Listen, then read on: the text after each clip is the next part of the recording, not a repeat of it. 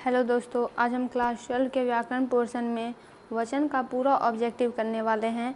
वचन आपसे पूछे जाएंगे कि आप एक वचन से बहुवचन में कीजिए या फिर एक वचन या फिर बहुवचन किसे कहते हैं, ये बात आपसे ऑब्जेक्टिव में पूछी जा सकती है। तो सबसे पहले हम जानेंगे कि वचन क्या है। तो संज्ञा के जिस रूप से संख्या का बोध होता है उसे वचन कहते हैं। हिंदी में दो वचन होते हैं, दो प्रकार के वचन होते हैं, जिसमें पहला एक वचन है और दूसरा बहुवचन है। तो एक वचन और बहुवचन क्या होता है? तो संज्ञा के जिस रूप से एक ही वस्तु का बोध होता है उसे एक वचन कहते हैं, और संज्ञा के जिस रूप से एक से अधिक वस्तुओं का बोध होता है या फिर आप कहें कि अधिक वस्तुओं का बोध होता है उसे बहुवचन कहते हैं। अब यहाँ पे है भारतीय। भारतीय है एक वचन। अब इसका बहुवचन पूछा जा रहा है तो बहुवचन हो जाएगा भारतीयों। आंसू का बहुवचन होगा, आंसू है एक वचन, इसका बहुवचन आंसुओं हो जाएगा। हमेशा बहुवचन होता है। हमेशा बहुवचन किसका होता?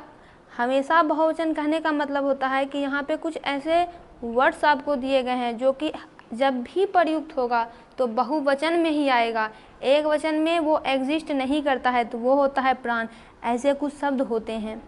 शुद्ध वचन कौन सा है? तो शुद्ध वचन है यहाँ पे बालक, एक वचन है। कौन सा शब्द बहुवचन है? यहाँ पे बहुवचन है माता, ये एक वचन है। नदी एक वचन है क्योंकि इसका बहुवचन नदियाँ हो जाएगा। किताब का किताबें हो जाएगा। तो लड़के ये बहुवचन है, ये लड़का से आया है। कौन सा शब्द एक वचन नहीं है? तो किताबें एक वचन नहीं है क्योंकि किताबें का एक वचन किताब होगा।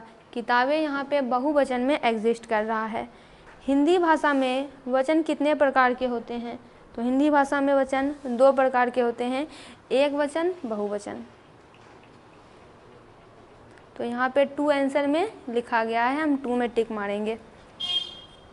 कौन सा शब्द है जो प्रायः बहुवचन में प्रयुक्त होते हैं? तो प्राण। प्राण जब भी कहीं भी प्रयुक्त होता है ये बहुवचन में ही रहता है। जैसे आपको किसी भी कहीं भी प्राण मिल जाए तो आप समझ जाइएगा कि ये बहुवचन में प्रयुक्त है।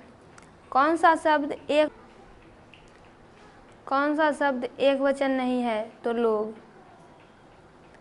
कौन सा शब्द एक वचन नहीं है? तो यहाँ पे हो जाएगा होश, क्योंकि होश शब्द हमेशा बहुवचन में ही प्रयुक्त होता है। होश, प्राण, समाचार, ये सारे शब्द हमेशा बहुवचन में ही प्रयुक्त होते हैं।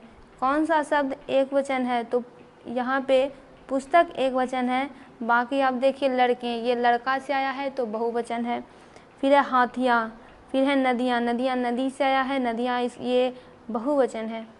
निम्नलिखित में से कौन सा शब्द बहुवचन नहीं है? तो जनता। निम्नलिखित में कौन सा शब्द एक वचन नहीं है? तो समाचार।